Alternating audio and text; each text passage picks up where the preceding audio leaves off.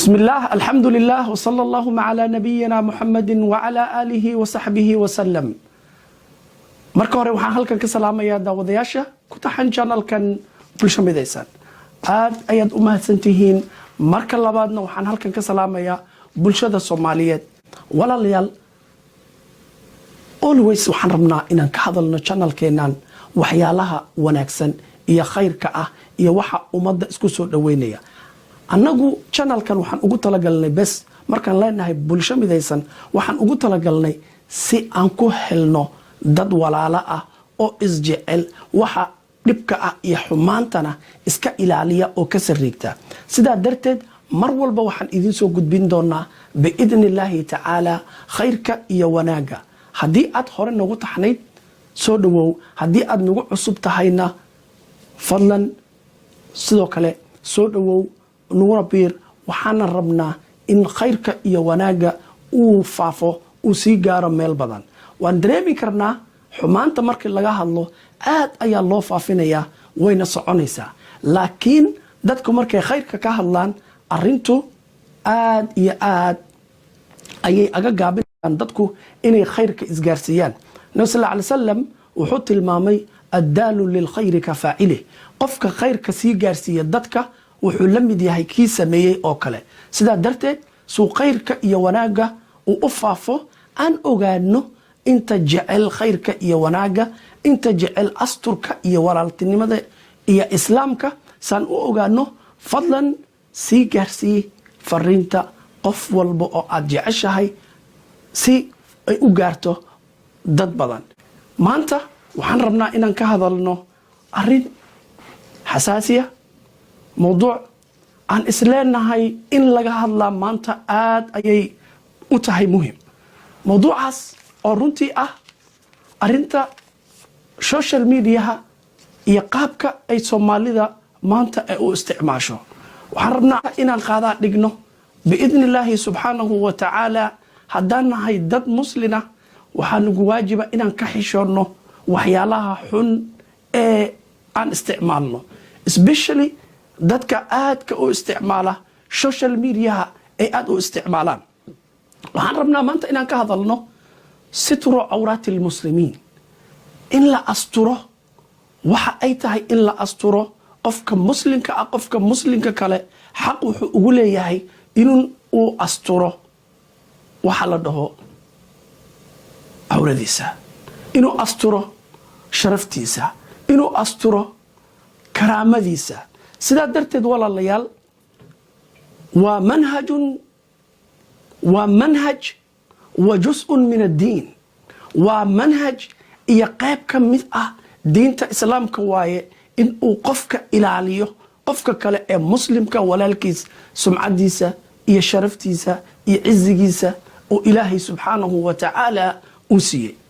sidaa darteed walaalayaal ayuu allah subxaanahu wa tacaala wuxuu ka dhigay jus-un or ismun min asmaa'ih, magacyadiisa ka mid ah ayuu allah tabaaraka wa tacaala uu ka dhigay oo macnaha sataar. ina allaha huwa sataar. ilaahay subxaanahu wa tacaala waa mid sataar ah walaalayaal oo ceebaheenna astura. ceebaheenna fi dunya waalaakhira ilaahay tabaaraka wa tacaala asaga ayaa astura. laakiin maanta walaalayaal waxaa dhaqanka iyo ummadda Soomaaliyeed dhaqankoodii aan ahaan jirin oo maanta aad u soo baxay waxaa weeye in laisku xadgudbo, in social mediaha especially ama sida YouTube-ka ama Facebook-ga aad loogu isticmaalo in waxyaalihii la qarin jiray, laga xishoon jiray, laga sariigan jiray, iyo dadkii ay Soomaalidu inta badan ee aadka u ixtiraami jirtay ay u yaqaaneen birimageydada sida hablaha oo kale aad loo ixtiraami jiray, in aad moodo maanta in social mediaha uu noqday meel lagu faafiyo, meel xumaanta aad loogu faafiyo. sidaa darteed waxaan insha allahu tacaala rabnaa inaan wax yar iska tusno walaalayaal ilaahay subxaanahu wa tacaala sida uuna amrayo, sida islaamka uuna farayo. sidaa darteed buu allah subxaanahu wa tacaala wuxuu leeyahay ina aladiina yuxibuuna an tashiica alfaaxisha fiiri, ina aladiina yuxibuun kuwa jecel an tashiica alfaaxisha inay xumaantu faafto, inay bulshadu ku faafto, in meel walba ay gaarto, in la arko kuwa jecel, kuwaasi allah tabaaraka wa tacaala wuxuu leeyahay lahum cadaabun aliim, waxay leeyihiin cadaab daran fi dunya adduunyada iyo waalaakhirati aakhira labadaba.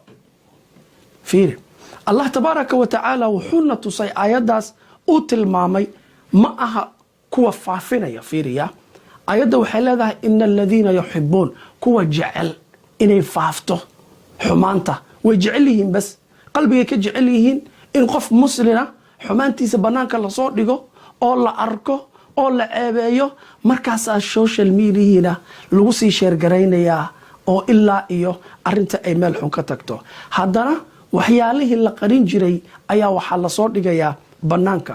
sidaa darteed buu ilaahay marka wuxuu leeyahay ina aladiina yuxibuun kuwa jecel macnaha an tashiica alfaaxisha inay faafto, faaxishada iyo xumaanta inay ku faafto fi aladiina aamanuu kuwa alle iyo nebi rumeeya muslimiinta dhexdooda, kuwa jecel inay xumaanta ku faafto, lahum cadaabun aliimun fi dunya waalaakhira, waxay jecel yihiin, waxay leeyihiin cadaab adag adduunka iyo aakhiro labadaba.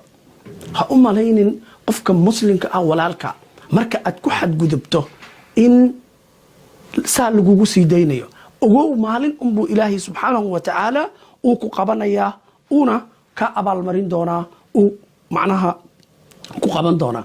sidaa darteed walaalayaal, allah subxaanahu wa tacaala wuxuuna amray inaan iska ilaalinno waxyaalaha noocaas oo kale ah, oo qofka muslimka ah qofka muslimka kale walaalkiis uu ilaaliyo xuquuqda uu ku leeyahay, xuquuqda walaaltinimo, xuquuqda soomaalinimo, xuquuqda bil'aadannimo, xuquuqda macnaha insaannimada aad fiiraysid.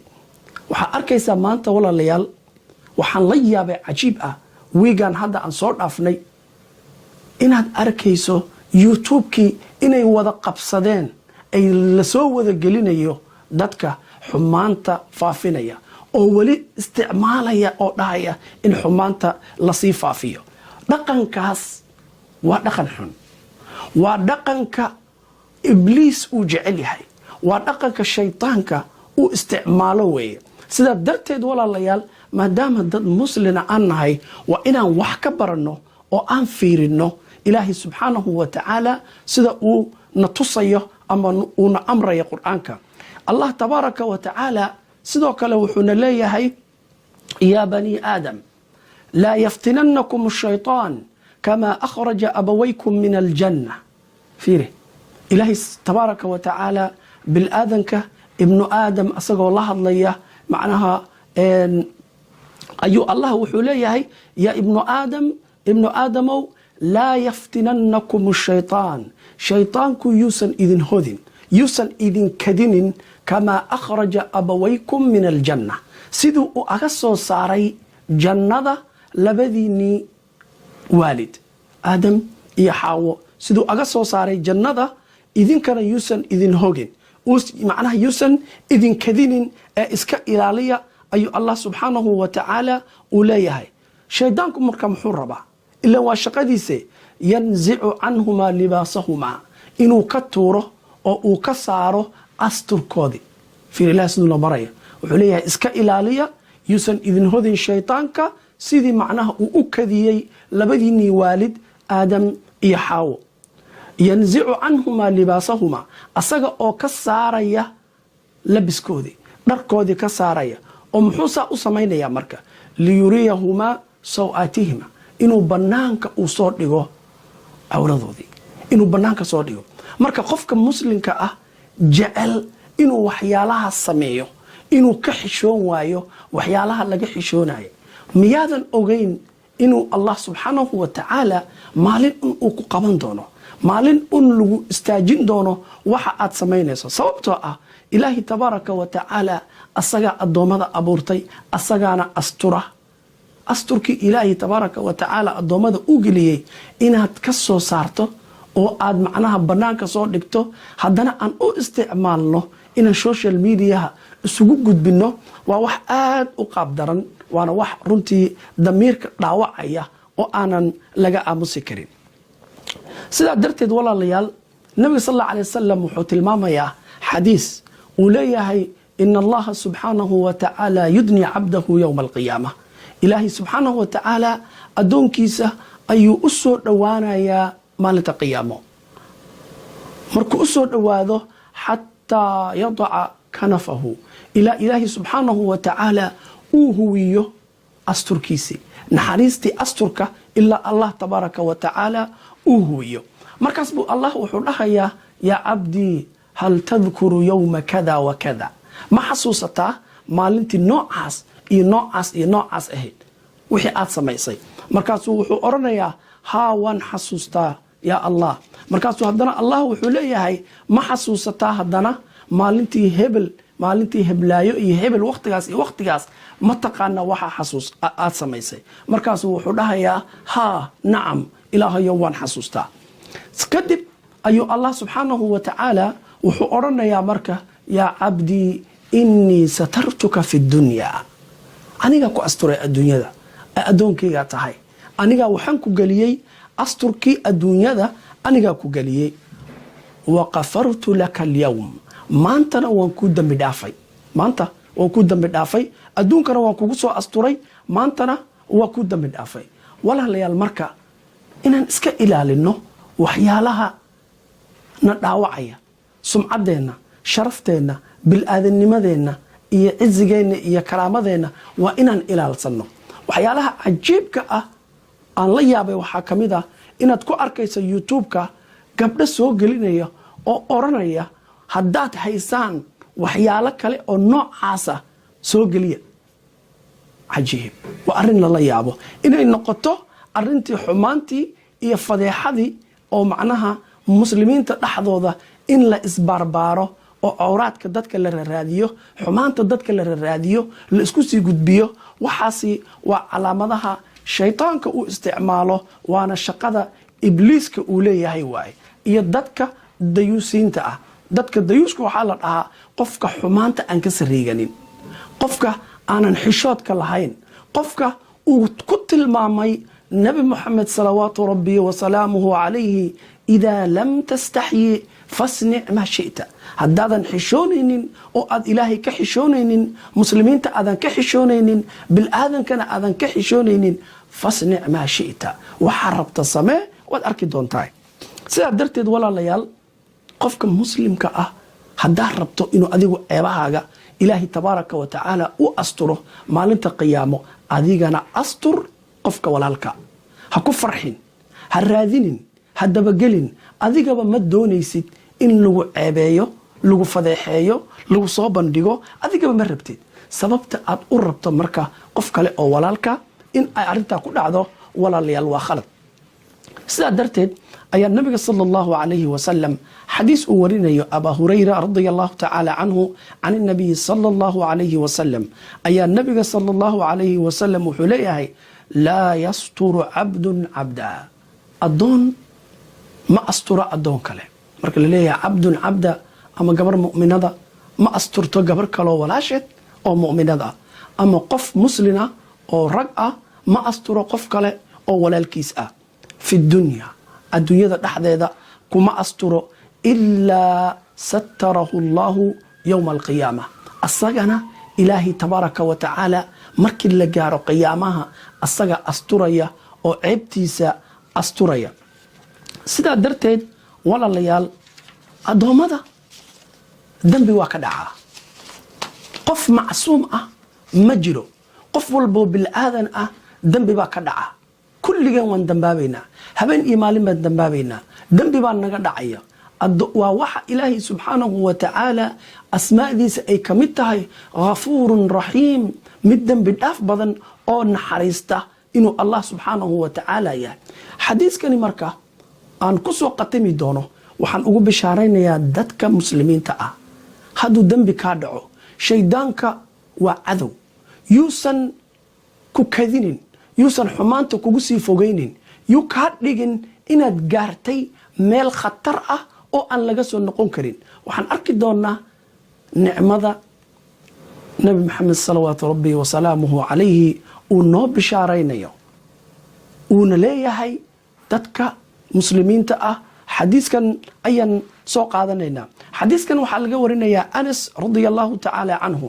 anas ayaa wuxuu odhanayaa qaal samictu rasuula allahi sala allahu calayhi wasalam, rasuulka ilaahay ayaan maqlay ayuu leeyahay anas oo yaquulu odhanaya, yaquulu allahu tacaala, ilaahay wuxuu odhanayaa yaa cabdii ya bnu aadam, wuxuu odhanayaa yaa ibnu aadam, ibnu aadamow, inaka maa dacawtanii warajawtanii, waxa aad iga barido iyo waxa aad iga rajayso ayaad leedahay.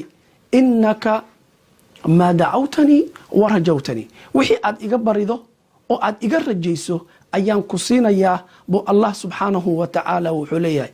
inaka macnaha wixii aad iga barido iyo wixii aad iga rajayso ayaan ku siinayaa. ghafartu lak, waana ku dambi dhaafayaa. walaa ubaali, una aabayeeli maayo. wixii aad samaysay u aabayeeli maayo, waan ku dambi dhaafayaa. sidoo kale ayaa wuxuu leeyahay allah subxaanahu wa tacaala, ya bnu aadam, addoonkeygow, bil'aadanow, low balaqat dunuubak, haddii ay dembigaagu u gaaro canaana asamaa, intay isha qabato ama ilaa iyo samada hadduu dembigaaga gaaro, wax dembi macnaha oo aad u fara badan camal haddii aad samayso, laakiin uma laqiitanii, uma macnaha istakfartanii, aniga aad dembi dhaaf i weydiisato, kafartu laka, waan kuu dembi dhaafayaa. fiiri naxariista allah subxaanahu wa tacaala oo addoommadiisa uu macnaha tusayo inta ilaahay tabaaraka wa tacaala naxariistiisa ay la eg tahay oo ay macnaha weyn tahay. sidoo kale allah tabaaraka wa tacaala waa xadiisulqudsiya, asagoo sii wata ayuu wuxuu leeyahay ya bnu aadam, bil'aadanow, ilma aadamow, inaka low aataytanii, haddii aad iila imaato biquraabi alardi khataaya, arlada wax la eg muggeeda ah oo dembi ah haddii aad iila imaato aniga maalinta qiyaamo, uma laqaytanii, laakiin aad ila kulanto laa tushriku biya shay-an, adiga oo aan aniga shirki iyo cibaadadee macnaha allah aadan waxba u shariig yeelin, haddii aad iila imaato, la ataytuka biquraabiha, anigana waxaan kuula imanayaa arlada muggeed wax la eg oo dembi dhaaf ah, waan kuu dembi dhaafayaa. xadiiskaasi waxaa wariyey tirmidi wa qaala xadiithun xasanun saxiix. sidaa darteed walaalayaal, ha isdhiibin. qof walba oo bil'aadan ah dembi waa ka dhici karaa, gafna waa dhacaa, laakiin allah baad leedahay oo qafuurun raxiim ah. allah subxaanahu wa tacaala asaga ayaa dembiyada dhan dhaafa, addoommadiisana asaa u ballan qaaday in uu dembigooda dhaafo. sidaa darteed buu allah tabaaraka wa tacaala wuxuu leeyahay waqul licibaadiya aladiina sarafuu calaa anfusihim, waxaa ku tirahaa addoommadayda kuwa sanbiriraxooday ama wax un gafa uu ka dhacay, laa taqnatuu min raxmat illaah, naxariista allah waa waasac, wayna ballaaran tahay, ha ka qusanin, ina allaha yakfiru danuuba jamiic, ilaahay tabaaraka wa tacaala dembiyada oo dhan wuu dhaafaa, agtiisa wax cuslaynaya ma jirto. sidaa darteed walaalayaal, hadihi manhajun min manhaji alislaam, in qofka muslimka kale uu dhigo meesha naftiisa uu raba inuu dhigo. adiga ma jeclid in lagu fadeexeeyo, adiga ma jeclid in lagu wadwado, adiga ma jeclid in familkaaga wax laga sheego, sababtoo ah qof kale oo muslim ah oo walaalka ahna inaa inti adiga aadan naftaada la rabin asaga a u gudbisana waa shay aad u khatar ah. intaa kadib waan idin jeclahay dhammaantiin ummadda soomaaliyeed, ilaa iyo kulantideenna dambana waxaan idinkaga tegayaa assalaamu calaykum waraxmat ullaahi tacaala wabarakaatuh.